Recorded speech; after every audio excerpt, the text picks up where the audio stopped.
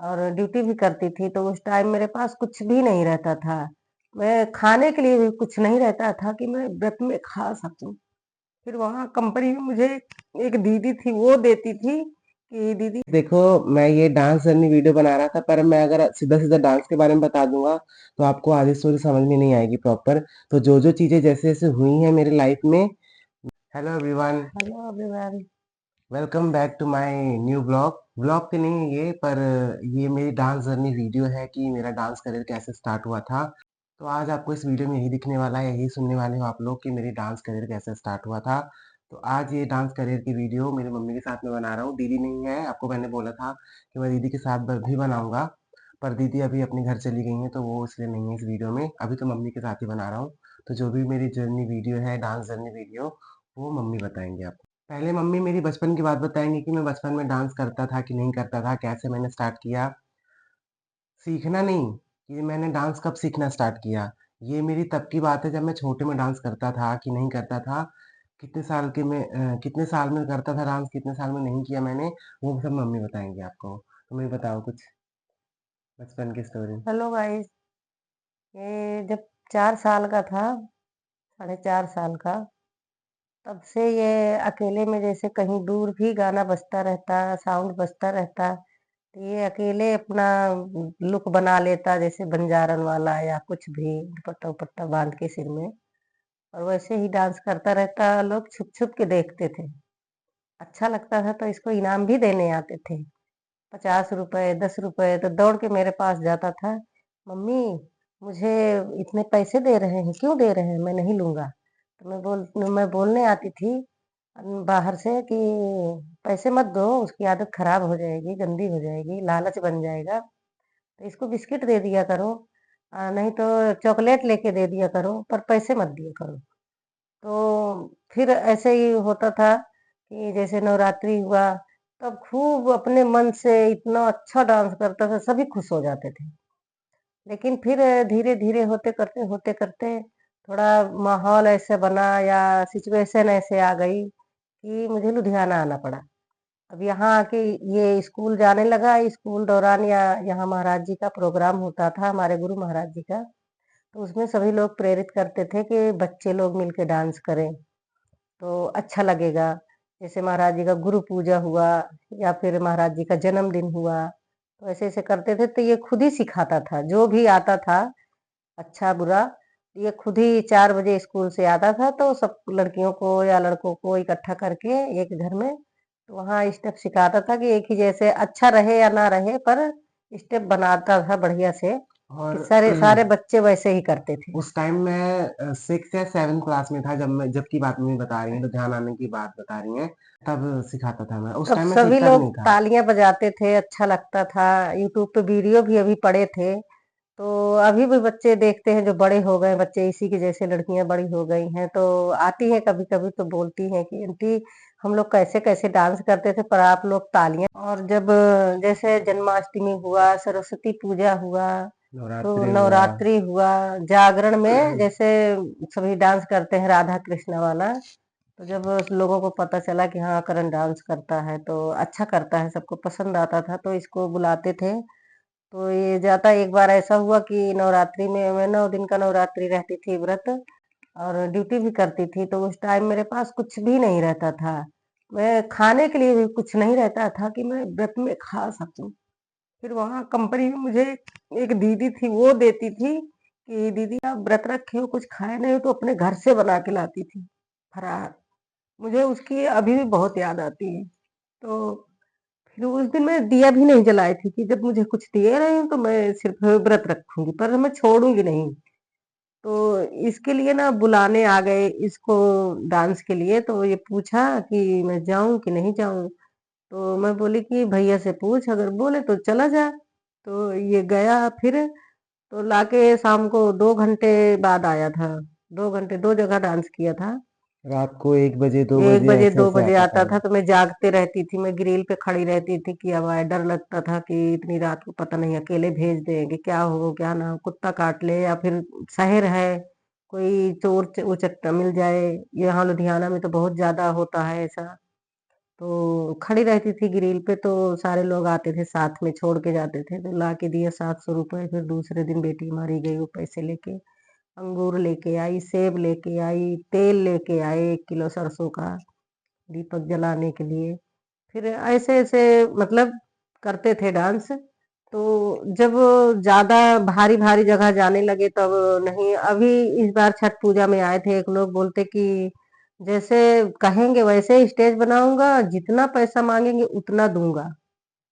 तो मैं इसको फोन करके बोली तो ये कहता कि नहीं, मैं नहीं जाऊंगा आसपास में कहीं भी। ऐसे कहाँ जाऊं डांस करने, कहाँ नहीं जाऊंगा। तो अब शर्म भी आती है। मतलब ऐसा नहीं है कि छोटा-मोटा है इस वज़ह से नहीं जा रहा हूँ मैं, पर वो लोग कोई और तरीके से मुझे डांस करने के लिए बोल रहे थे, पर वो हाँ, मैं नहीं कर सकता। इसलिए नहीं मेरा कर वो सकते। मेरा कभी वो मतलब था ही नहीं कि मैं वैसे कभी डांस करूँ। मेरा मैं कैसे समझाऊँ आपको, अगर आप समझ रहे हो तो, भले मेरा डांस स्टाइल कुछ अलग है लेकिन ऑर्केस्ट्रा वाला डांस पता ही होगा आप लोगों को। वो सोच रहे थे कि मैं वो जाके उनके यहाँ करूँ, उनके स्टेज पे जाके मैं वो परफ़ॉर्म करूँ। उसके लिए मुझे कितना पैसा देने के लिए तैयार थे। वो बोल रहे थे कि आप जो बोलोगे, जितना पैसा बोलोगे हम उतना देंगे। मुझे पैसे का लालच नहीं है, मुझे अपनी इज़्ज़त का परवाह है कि मुझे क्या करना है, क्या नहीं करना मुझे पता है वो। तो वही इसलिए फिर प्रोफ़ेशनल स्टेज होता तो मैं उसको जो मैं करता हूँ उसको कुछ अलग तरीके से एग्ज़ीक्यूट करता, पर वो जगह मेरे लिए मुझे सेफ़ नहीं लगी। ना ही मेरे लिए अच्छी लगी कि मैं वहाँ जाके ऐसे नाचूँ। फिर जहाँ हम लोग रहते हैं पास में ही था, इसलिए नहीं गया कि हाँ, कोई बात नहीं, हम नहीं जाएंगे। तो मना कर दिया। क्योंकि गली में मुझे काफ़ी क्या सब लोग जानते हैं कि मैं डांस करता हूँ। पर जरूरी उसमें से नहीं है कि 10% में से 1-2% लोग होंगे जिनको मेरा डांस अच्छा लगता है या मैं पसंद होऊँगा। बाकी जितने भी 9%, 8%, 7% लोग हैं, उनको मैं बिल्कुल भी नहीं पसंद हूँ, ना मेरा डांस पसंद है। पीठ पीछे मेरी बुराई करते होंगे, मुझे पता है ये। मैंने कभी ऐसे अपने अपने आँखों से नहीं देखा, ना अपने कानों से सुना है तुरंत में सामने से कि मुझे कोई कुछ बोल रहा है, पर पीठ पीछे तो बोले ही हैं, मुझे पता है ये, हर कोई बोलता है मुझे। कोई बात नहीं, पीठ पीछे तो भगवान को भी गाली दी जाती है। तो हाँ, सही बात। हम लोग तो हाँ, इंसान तो हैं। बताओ अभी क्या बता रहे थे जागरण वाला? तो जागरण में जाते थे, तो एक बार नहीं, मतलब कई 2 साल तक गया था। हुँ, तो एक मनी नाम का वो था ना, वो हुँ। आती थी बुलाने के लिए। तो रहते थे 6-7 लोग रहते थे, 8 लोग रहते थे। तो तैयार होता था तो अच्छा भी लगता मैं था गाना। इस वज़ह से जाता था ना कि मैं घर में हमारे पैसों की बहुत प्रॉब्लम थी। बचपन से बहुत ही तो ज्यादा। नहीं, बचपन में तो हमारी दुकान थी, काफ़ी अच्छी मम्मी चलाती थी वो दुकान। बहुत अच्छी दुकान चलती थी हमारी, पर कुछ-कुछ प्रॉब्लम के करके वो दुकान भी खत्म हो गई। हर एक चीज़ गाँव से खत्म हो गया हमारा, फिर हम सीधा लुधियाना आ गए थे। तो उस टाइम मम्मी जॉब करती थी, जिस टाइम मैं जागरण में जाता था ऐसे परफ़ॉर्म करने के हाँ, लिए। जॉब करती तो थी। उस टाइम हमारे घर में बिल्कुल भी पैसे-पूसे कुछ होते ही नहीं थे। 1-1 रुपए के लिए तरसते थे। मैं, मेरी बहन 1-1 रुपए के लिए तरसते थे। मेरा भाई करण करण और प्रिया मुझसे पैसे, कभी चॉकलेट एक खाना होता था तब कभी नहीं माँगते थे तो ज़बरदस्ती कि मम्मी हमें दो। 10 बार 5 बार थोड़ी थोड़ी देर रुक रुक के तब बोलते थे, मम्मी हाँ पैसे हैं, क्यों, क्या होगा, नहीं कुछ नहीं होगा। ऐसे करते तो मुझे लगता कि हाँ कुछ खाने का मन कर रहा है। तो मैं बोलती थी जाओ लेके आओ, है पैसे।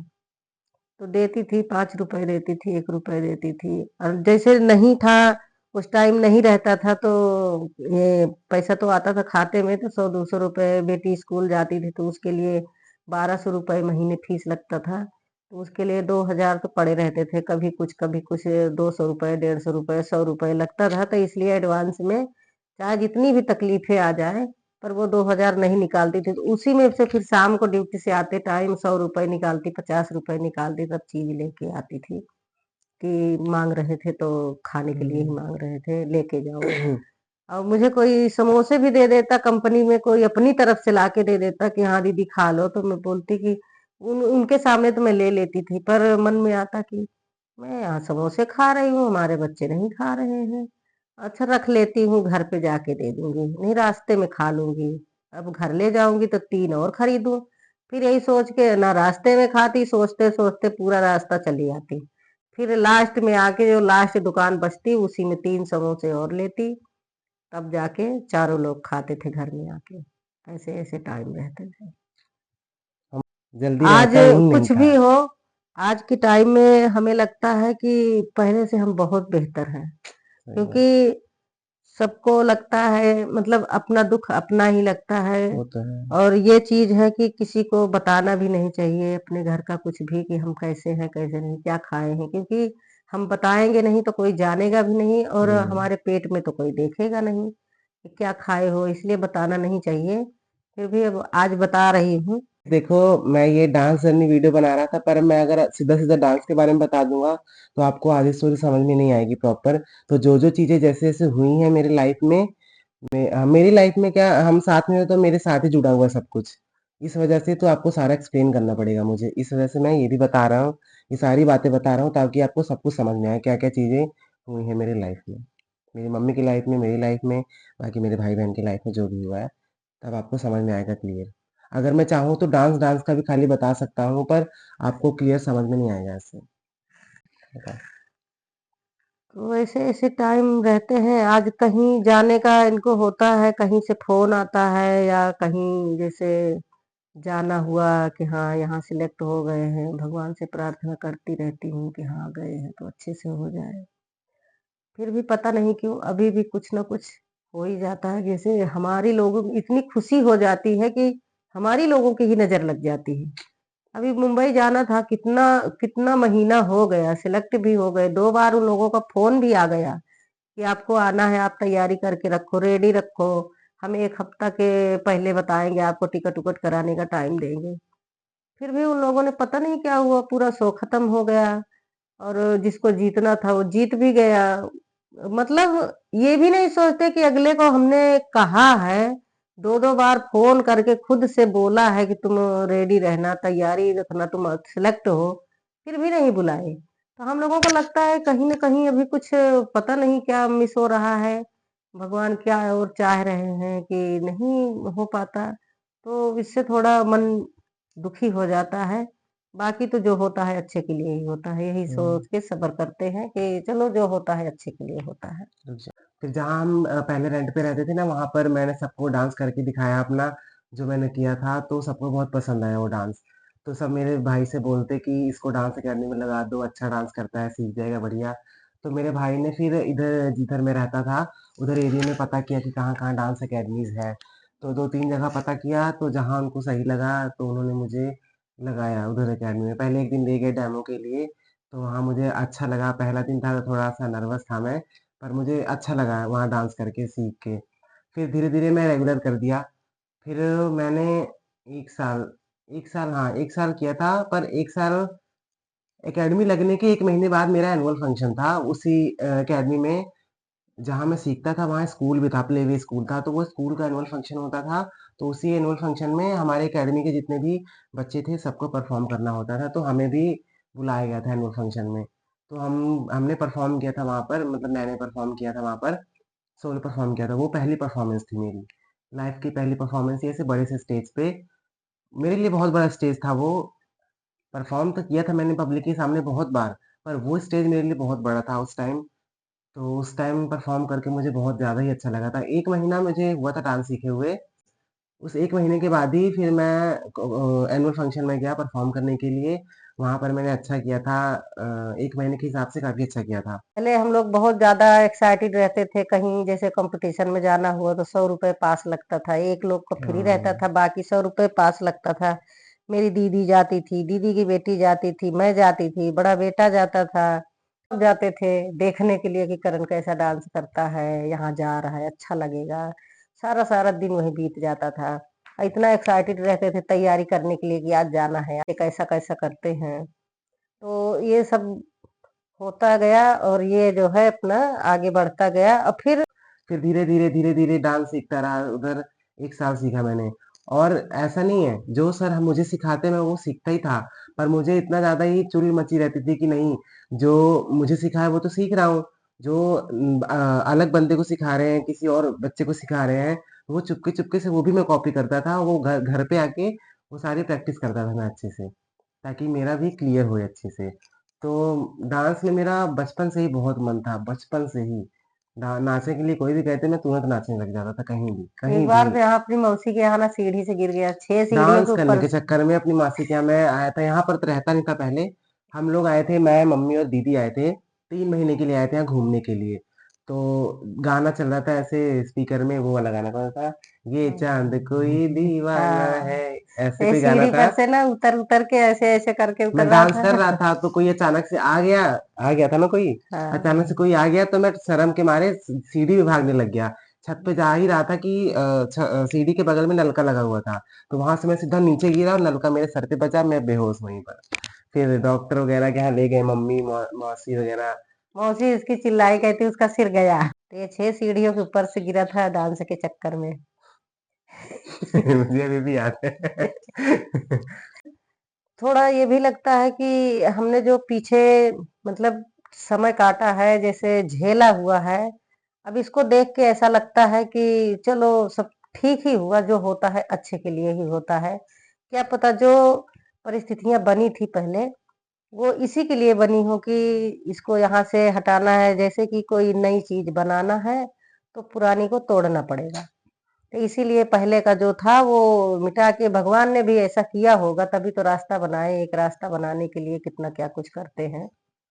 तो ऐसा-ऐसा हुआ और यहाँ आके फिर ये डांस करने लगा और मैं ड्यूटी करती थी, तो मेरी ड्यूटी अच्छी चलती थी तब, तो सब कुछ अच्छा था। बड़ी हमारी बेटी मतलब इंग्लिश मीडियम में पढ़ती थी और बड़ा बेटा ड्यूटी करता था, ये भी स्कूल जाता था, सब कुछ सही था। पर अचानक से ऐसा हुआ कि हमारी कंपनी में लॉस हो गया तो हमारी कंपनी हो गई बंद। मैं क्या करूँ? मेरे पास तो कोई ले जाने वाला नहीं था, ले जाने वाला नहीं था। जब ट्रांसफ़र हुआ इधर से उधर किए तो हमने कहा कि वो तो दूर है कंपनी, हम वहाँ कैसे जाएँगे? तब फिर इसको लेके मैं सूरत चली गई कि अब यहाँ हम कैसे रहेंगे? ती 4-4 लोग हैं।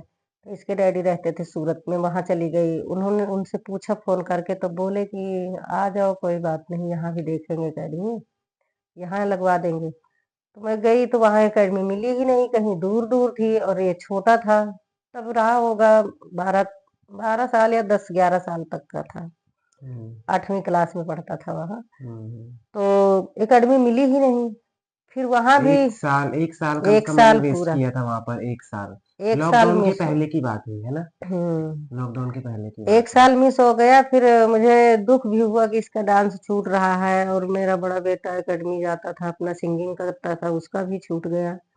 तो पछतावा तो हुआ हर चीज़ के लिए लेकिन फिर भी जब नहीं हुआ कुछ भी तो वहाँ से हम साल वाल भर के बाद पेपर नहीं दे पाए थे, तभी मैं यहाँ फिर चली आई लुधियाना वापस। फिर मैं उस एकेडमी में 1 साल तक डांस सीखा था। फिर उसके बाद हम लोग सूरत चले गए थे। आपको मम्मी ने बताया भी कि हम सूरत चले गए थे। मम्मी की जॉब छूट गया था। जो कंपनी में काम करती थी मम्मी, वो बंद हो गई थी। तो मम्मी की जॉब छूट गई तो फिर बहुत ज़्यादा दिक्कत होने लग गई। कहीं से पैसे का सोर्स नहीं, कुछ भी नहीं। क्या करें, मम्मी अकेले, 3-3 बच्चे उनके, उनको क्या खिलाएँ क्या? स्कूल की फीस हो गया, चलो मैं तो गवर्नमेंट स्कूल में पढ़ता था और दीदी प्राइवेट स्कूल में पढ़ती थी क्योंकि उनको ससुराल जाना था, इसलिए मम्मी उनको चाहती थी कि एकदम अच्छे से पढ़ा दें, ताकि आगे जाके उनको दिक्कत ना हो कभी भी। भला ना करे उनके घर में कुछ उल्टा हो, उनके ससुराल में कुछ उल्टा हो, उल्टा-सीधा हो कि उनको कुछ अलग करना पड़े खुद से। इस लायक मम्मी बनाना चाहती थी दीदी को, इस वज़ह से उनको अच्छी पढ़ाई करवाई प्राइवेट स्कूल में। और मैं गवर्नमेंट में, ऐसा नहीं कि मैं अच्छा पढ़ा नहीं हूँ, मैं भी अच्छा पढ़ता था, गवर्नमेंट में भी अच्छी पढ़ाई होती मैंने है। सोचा था ना कि जब प्रिया का पूरा हो जाएगा हाँ। एकेडमी का तो अब इनको 8वीं तक वहाँ पढ़ाऊँगी गवर्नमेंट में, उसके बाद इनको भी उसी स्कूल में लगा दूँगी, हुँ। जब बड़ी क्लास में जाएँगे तब। लेकिन भगवान को कुछ और ही मंज़ूर था, सूरत हाँ, चले गए। इस वजह से जब सब कुछ बंद हो गया मम्मी का काम वगैरह, तो हम चले गए सूरत, मेरे पापा के पास, वहाँ मेरे पापा रहते थे। फिर वहाँ पर एकेडमी वगैरह कुछ भी नहीं मिली। स्कूल वगैरह तो हमारा चलने लग गया था अच्छा वहाँ पर इंग्लिश मीडियम, पहली बार मैं इंग्लिश मीडियम स्कूल में पढ़ा था, सच्ची बता रहा हूँ मैं। कभी भी मैंने इंग्लिश मीडियम में पढ़ा ही नहीं। गाँव में था तब हिंदी मीडियम पढ़ा, यहाँ पर आया तो जिस स्कूल में पढ़ता था ये पंजाब लुधियाना है, तो यहाँ पंजाबी मीडियम था गवर्नमेंट स्कूल में, तो वहाँ पंजाबी मीडियम पढ़ा मैं। उसके बाद मैं गया सूरत, सूरत में इंग्लिश मीडियम स्कूल में लगवाया, दीदी को भी, मुझे भी मेरे पापा ने लगवाया, अच्छे स्कूल में लगवाया। तो वहाँ पर वो स्कूल लाइफ़ सबसे ज़्यादा यादगार थी मेरी, क्योंकि वैसी लाइफ़ मैंने कभी जी ही नहीं थी। तो वो वैन में आना, वैन में जाना, ऐसा मैंने कभी एक्सपीरियंस किया ही नहीं था। कोई कोई भी स्कूल में, गाँव में पढ़ा वहाँ भी नहीं था, इधर लुधियाना में पढ़ा यहाँ भी कुछ नहीं था। लुधियाना में तो मेरे को स्कूल जाने में 20 मिनट से ज़्यादा लगते थे पैदल, 20 मिनट से ही ज़्यादा लगते थे पैदल आने में और इतनी गर्मी में, चाहे गर्मी हो, चाहे ठंडी हो, रोज़ आना-जाना मेरा होता था। उसके बाद मैं अकेडमी जाता था, उतना चल के जाओ, वहाँ स्कूल में पढ़ाई वगैरह करने के बाद उतना ही चल के आओ, उसके बाद आते ही कपड़े वगैरह उतारा, खाना भी नहीं खाया कभी-कभी तो ऐसे ही अकेडमी के लिए निकल गया। 1 घंटे क्लास लगाया अकेडमी से, फिर वहाँ आया, वहाँ से घर आया तब जाके कुछ करता था मैं। अच्छे स्कूल में लगाया था मेरे पापा ने, तो अच्छा लगा था उस टाइम वैसे ही पढ़ाई करके अच्छा लगा था। पर वहाँ पर फिर भी अकेडमी हमें मिली नहीं। उस समय बहुत छोटा था और मैं कहीं जा भी नहीं सकता था ऐसे अकेले, ना ही मम्मी मम्मी को भी डर लगता था, सबको डर लगता था कि अकेले कैसे छोड़ दे इतनी दूर। मैं साइकिल से भी नहीं जा सकता था, इतनी दूर अकेडमीज़ थी वहाँ पर। तो इस वजह से फिर मैंने वहाँ 1 साल डांस ही नहीं किया और डांस ना करने की वजह से मैं इतना ज़्यादा मोटा हो गया था, इतना ज़्यादा मोटा हो गया, आप मेरी पुरानी वीडियोज़ देखना यूट्यूब पे है मेरी पुरानी वीडियोज़। बहुत ज़्यादा ही मोटा हो गया था मैं तो, कुछ भी नहीं होता था, उसके लिए मुझे बहुत डाँट पड़ती थी। तो घर पे भी कुछ नहीं करता है, जो पहले सीखा वही किया कर। ऐसे-वैसे भैया मेरे डाँटते थे कि किया करो ऐसे, नहीं तो तुम्हारा सब सब कुछ खराब हो जाएगा जो तुमने सीखा है, कुछ सब कुछ भूल जाओगे तुम। तो इस वजह से डाँटते थे मुझे।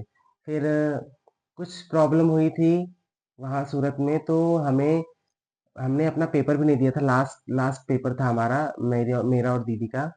हमने वो पेपर भी नहीं दिया लास्ट, वैसे ही हम लुधियाना चले आए वापस। सारा सामान सबके साथ, पापा मेरे वहीं सूरत में ही थे। मैं, दीदी, मम्मी, भैया हम चारों लोग वापस आ गए लुधियाना। यहाँ पर आने के बाद क्या किया था हमने याद नहीं है मेरे को। सूरत से आने के बाद लॉकडाउन लग चुका था यहाँ पर और उस टाइम पे मम्मी की तबीयत बहुत खराब थी, आपको बताया मैंने, मम्मी की चाचा तबीयत का बहुत एक्सीडेंट खराब हुआ था। खराब थी। उसी टाइम में ही मेरे चाचा जी का एक्सीडेंट हुआ था, उनकी डेथ हो गई थी उसमें, तो अर्जेंट मम्मी को जाना पड़ा था गाँव। गाँव जाने के बाद हाँ, तब लॉकडाउन लगा हाँ, था। गाँव जाने के बाद लॉकडाउन लगा था, तब मम्मी वहाँ से दिल्ली। दिल्ली गई थी, वहाँ दिल्ली में 2 महीना रही हैं, उस वहाँ पर इलाज वगैरह करवाया, जो आयुर्वेदिक दवाइयाँ करवाई, जो भी था, बहुत ज़्यादा ही बुरा हाल था उस टाइम मम्मी का, क्या ही बताऊँ मैं। उस टाइम मैं और दीदी रहते थे यहाँ लुधियाना में, रेंट पे जहाँ यहाँ पर नहीं, ये भी हम रेंट पे ही रहते हैं अभी भी, पहले जहाँ रहते थे रेंट पे, वहाँ की बात बता रहा हूँ मैं। और वहाँ पर मकान मालिक भी फिर धीरे-धीरे पता नहीं क्यों पहले तो नहीं करते थे, फिर बाद में बहुत अजीब-अजीब हरकतें करने लगे, परेशान करने लगे। फिर मम्मी वहाँ से दिल्ली से आई, तब हम चले गए थे अपनी मासी के यहाँ, हमारी मासी रहती हैं। तो 2 मासी हैं, एक बड़ी मासी, एक छोटी मासी हैं। तो छोटी मासी के यहाँ हम चले गए रहने के लिए, मैं और दीदी। वहीं पर हम लोग रहते थे लॉकडाउन में, खाना-पीना हर एक चीज़ सारा कुछ हमारा वहीं और मासी कितना दिन हम मेरी और मुझे और दीदी को कितना दिन अपने घर में रखा था, बहुत अच्छे तरीके से खाना-पीना हर एक चीज़ सब कुछ बहुत अच्छे से हमारा किया था वहाँ पर। उसके बाद जब मम्मी आ गई तो हमें मम्मी से मिलने के लिए मना कर दिया कि मम्मी से नहीं मिलना है जाके अभी 14-15 दिन तक मम्मी से मिलना ही नहीं है। मम्मी कमरे में रहती, ना बाहर आना, ना जाना, कुछ नहीं। कोई आता भी तो गेट के बाहर से ही ऐसे ही कुछ भी सामान-वामान देना होता, गेट के बाहर से सामान देता, दूर-दूर से ही चले आते। पता नहीं मुझे तो पता नहीं मम्मी जाने वो कि क्या कैसे बोलते थे, कैसे बात करते थे, कोई आता था मिलने कि नहीं आता था। लोग 2-3 दिन बाद हमने बोला कि हम लोग को मम्मी को मिलना है। मैं और दीदी ज़बरदस्ती हम लोग बोले कि हमें मम्मी के पास जाना है, तो हम लोग ज़बरदस्ती आए। तो हमें बोल के भेजा गया था कि अभी मम्मी को छूना नहीं है, मम्मी के पास नहीं जाना, दूर-दूर से बात कर लेना। पर हमने क्या किया, कोई था तो नहीं हमारे साथ कोई था तो है ही नहीं। तो हमने क्या किया, हम लोग अंदर आए, देखा मम्मी को, मम्मी बोल रही है दूर-दूर से बात करो, दूर-दूर से बात करो। पर दीदी गई तुरंत गले लगा ली मम्मी को। अब इतने दिन बाद कोई अपनी मम्मी से मिलेगा तो कैसा फ़ील करेगा वो? कैसे दूर रह सकता है? दूर तो रह ही नहीं सकते थे बिल्कुल, तो हम दोनों ही चले गए। हम दोनों ही आराम से बैठे मम्मी के पास। और कैसे बताऊँ मेरे को थोड़ा वो हो रहा है, वो चीज़ जो मैं सोच रहा हूँ, वो फ़ील कर रहा हूँ तो बहुत अजीब लग रहा है अभी। पर वो टाइम का फ़ीलिंग अगर आपके साथ होता तो आप समझ सकते थे कि क्या फ़ील करता कोई बंदा, कि कैसे अपनी मम्मी को दूर-दूर से बात करके इतने 2 महीने बाद मिले, छोटे-छोटे बच्चे अपनी मम्मी से 2 महीने बाद मिल रहे हैं, वो कैसे दूर-दूर से बात करके रह सकते हैं? पास तो जाएँगे ही, तो इसीलिए हम लोग पास में चले गए मम्मी के, गले-वले मिले, कुछ देर वहीं रहे।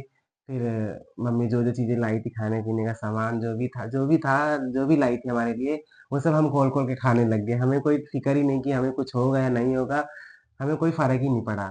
फिर हम लोग घर वापस गए मासी के, पूछा कि तुमने मम्मी को छुआ तो नहीं था? तो हमने कह दिया नहीं, हमने नहीं छुआ था। मम्मी बताओ।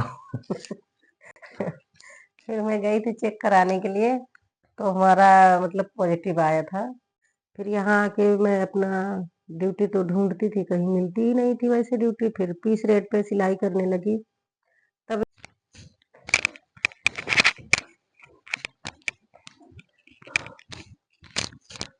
गाइस तो ये वीडियो अभी के लिए इतना ही है। अब बाकी गाइस ये वीडियो तो अभी के लिए इतना ही है। बाकी जो आगे की स्टोरी है वो सेकंड पार्ट में आएगी। और ये स्टोरी खत्म होती है अभी लॉकडाउन तक का जो भी था हमारा लॉकडाउन तक का खत्म होता है। मैंने जब से डांस स्टार्ट किया वहां से लेके लॉकडाउन तक मेरे साथ क्या क्या चीजें हुई डांस को लेके या मेरी लाइफ में जो जो चीजें हुई वो सारा मैंने बताया आपको लॉकडाउन तक। तो यहाँ तक मैं अभी यहीं पर स्टॉप करता हूँ। बाकी जो नेक्स्ट पार्ट आने वाला है उसका आप इंतजार करो उसमें आगे की स्टोरी बताऊंगा मैं। ये मुझे लग रहा है मुझे 2-3 पार्ट में बनाना पड़ेगा ये तब जाके खत्म होगा। एक में तो आप लोग बोर हो जाओगे देखोगे नहीं मुझे पता है। इस वजह से मैं ये 2-3 पार्ट में मुझे बनाना पड़ेगा तो अभी सेकंड पार्ट इसका बाद में आएगा। अभी पहला पार्ट आप देखो।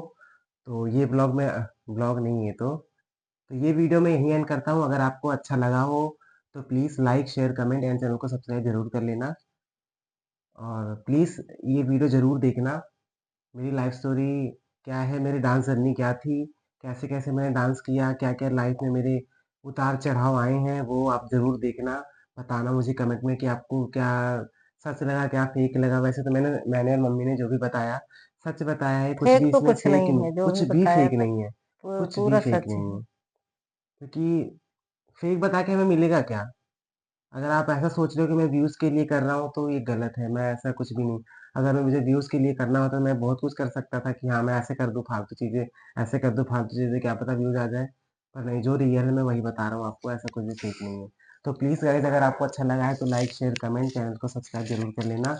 मिलते हैं नेक्स्ट वीडियो में। बाय बाय बाय बोल दो बाय। बाय।